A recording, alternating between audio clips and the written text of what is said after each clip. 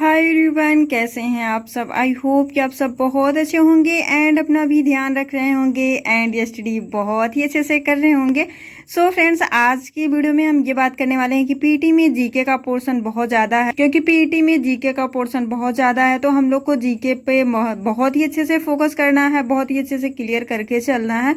और I hope कि आप लोग स्टडी बहुत ही अच्छे से कर रहे होंगे। एंड अब पीटी के एग्ज़ाम में बहुत ज़्यादा टाइम नहीं है, क्योंकि आई थिंक अभी हम लोग अगर काउंट करते हैं तो 10 डेज है और 2-3 दिन तो ऐसे चला जाता है, कुछ पता ही नहीं चलता। क्योंकि अगर अभी हम लोग देख रहे हैं तो 11 से 12 दिन हम लोग के पास, टोटल 11 से 12 दिन है पीटी एग्जाम होने में। लेट होकर स्टडी करनी है, बिल्कुल इधर उधर से स्टडी नहीं करनी है।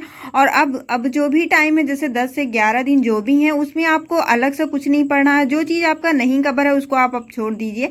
आप उसको कवर करने के लिए मत सोचिए कि थ्योरी कंप्लीट करें। हम जो भी आप पढ़े हुए उसका रिवीजन करिए। ऐसा नहीं है आप सोच रहे हैं कि कुछ अलग से पढ़ने के लिए, तो आप एकदम अपने माइंड में खिचड़ी पका लेंगे, बस बाकी कुछ अभी क्लियर नहीं कर पाएंगे, वो कोई भी चैप्टर हो।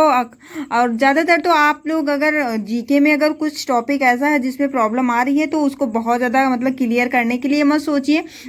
बस इस टाइम लास्ट टाइम में आप बस यही करिए कि जो भी आप इसके पहले जो पढ़े हो उसी को बार बार रिवीजन करिए। कहीं ऐसा ना हो कि आप रिवीजन नहीं कर रहे हो और जो टॉपिक पढ़ चुके हो, जो टॉपिक से मतलब पढ़ चुके हो, जो क्लियर है आपका टॉपिक, अगर उस टॉपिक से क्वेश्चन आते हैं, अगर उस टॉपिक से क्वेश्चन आपसे गलत होते हैं तो ये इसलिए बहुत अलग से कुछ नहीं पढ़ना। आपको जो भी पढ़े हैं इसके पहले उसका रिविजन करना है, बार बार रिविजन करना है। हर एक सब्जेक्ट में, math, reasoning, Hindi, GK, GS जो भी है सबका रिवीजन करना है। कुछ अलग से नहीं पढ़ना, कोई अलग से टॉपिक नहीं पढ़ना है। अब तक जितना पढ़े हो बस उसी का रिवीजन करना है। तो देखो, पीटी में जो है जीके का पोर्शन बहुत ज़्यादा है तो हम लोग को जीके पे फोकस करना है। कुछ चैप्टर आपका क्लियर होगा, जो भी जीके का, जैसे 11 चैप्टर है तो 11 चैप्टर में कुछ चैप्टर आपके क्लियर हुए होंगे। अभी अगर जो चैप्टर नहीं क्लियर है, जैसे इसमें तो ज़्यादातर ऐसी चीज़ें हैं जो लर्न करनी है हम लोग को। जैसे भारत के पड़ोसी देश हो गए, देश, राजधानियों, मुद्रा हो गए, भारत के राज्य एंड केंद्र शासित प्रदेश हो गए, इन सबको तो हम लोग को लर्न करना पड़ेगा। एंड जो दिवस है, मंथ दिवस, तो अभी हम लोग टारगेट में लेके चल रहे थे तो वो चीज़ कुछ मतलब मंथ होंगे जो अभी नहीं, मतलब हम लोग टारगेट में ऐड किए थे। बाकी जैसे 6 से 7 मंथ हम लोग टारगेट में ऐड किए थे तो वो चीज़ कवर हो गई होंगी। बस उसको एक बार आपको रिवीजन करना है, तो ये चीज़ आप कर सकते हो। और जो ये कंट्री और करेंसी और ये सब है, इसको भी आप 1-2 बार ही तो पढ़े ही होंगे, बस एक बार आपको रिवीजन करना है। बहुत अच्छे से रिवीजन कर लीजिएगा।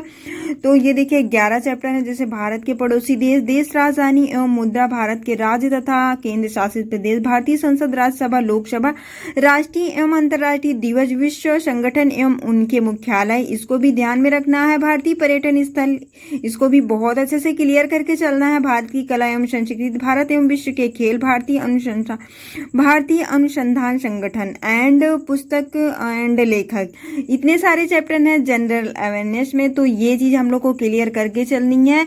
एंड बात कर लेते हैं ज्योग्राफी की। देखो, ज्योग्राफी में भी 11 चैप्टर दिया गया है। ज्योग्राफी से भी क्वेश्चन बनेंगे तो इसको भी हम लोग को क्लियर करके चलना है। जैसे नदियाँ हो गई और भूजल संस्थान हो गया, और पर्वत, पहाड़ियाँ, हिमनद, मरुस्थल एंड वन, खनिज संसाधन, ये सब सारे चैप्टर क्लियर कर लेना है। जलवायु तथा मौसम, जनसांख्यिकीय परिवर्तन तथा प्रवास, टाइम जोन, ये सारे चैप्टर हैं जो कि हम लोग को ज्योग्राफी में पढ़ना है। 10 से 11 दिन है हम लोग के पास, तो 10 से 11 दिन में जब 2-3 मंथ में हम लोग वो चैप्टर नहीं क्लियर कर पाए हैं तो 10 से 11 दिन में नहीं क्लियर हो पाए, तो उस चीज के लिए बहुत ज्यादा आपको परेशान नहीं होना है। जो अभी तक पढ़े हो उसी को बार बार रिवीजन करना है। मोस्ट इंपॉर्टेंट है रिवीजन। अब कुछ अलग से नहीं पढ़ना है आप लोग को, क्योंकि देखिए math, reasoning, Hindi, GK, GS जो भी आप इसके पहले पढ़े हो, 2 से 3 मंथ में जो आप पढ़े हो, जो चैप्टर आपका क्लियर है उसी को बार बार रिवीजन करना है। अगर बार बार उसका रिवीजन नहीं कर रहे हो तो एग्जाम में जाके क्वेश्चन रॉन्ग होंगे। और ये चीज ये आप लोग को ध्यान देना है कि मॉक जरूर देना है। आप डेली मॉक देना है, डेली एक मॉक दे के उसका एनालिसिस जरूर करना है। एनालिसिस करेंगे तो ये चीज़ पता चलेगी कि अभी हमें किस चैप्टर में प्रॉब्लम आ रही है, किस चैप्टर को ज़्यादा से ज़्यादा रिवीजन करना है। तो मॉक देंगे, मॉक का एनालिसिस जरूर करना है। मॉक ऐसा नहीं कि आप मॉक दे रहे हैं, मॉक का एनालिसिस नहीं कर रहे हैं, तो मॉक का एनालिसिस जरूर करिएगा।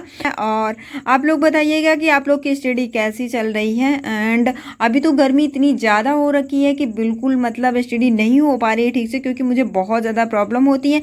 मेरा 2nd फ्लोर का रूम है तो फिर मुझे बहुत ज़्यादा प्रॉब्लम हो जाती है। मेरे रूम में एक भी विंडो नहीं है, तो बिल्कुल बाहर की एयर आती नहीं है, तो फिर बस अंदर के भाई जो फ़ैन चलते हैं उसी की एयर होती है, तो फिर बहुत ज़्यादा प्रॉब्लम हो जाती है। तो मतलब एसटीडी उस तरीके से नहीं हो पा रही, क्योंकि जो भी टारगेट हम बनाते हैं टारगेट भी नहीं कंप्लीट कर पा रहे हैं इस टाइम। बस मॉक देते हैं, मॉक दे के बस इधर उधर से एसटीडी कर रहे हैं, बस कैसे क्या कर रहे हैं कुछ समझ में नहीं आ रहा है, क्योंकि एग्ज़ाम इतना पास है और एग्ज़ाम का भी प्रेशर है और इतनी ज़्यादा गर्मी हो रखी है कि बिल्कुल एसटीडी नहीं हो पा रही है ठीक से। तो आई होप कि सारी चीज़ें क्लियर हो गई होंगी एंड एसटीडी बहुत ही अच्छे से करिएगा। मिलते हैं नेक्स्ट वीडियो में, तब तक के लिए बाय बाय, टेक केयर।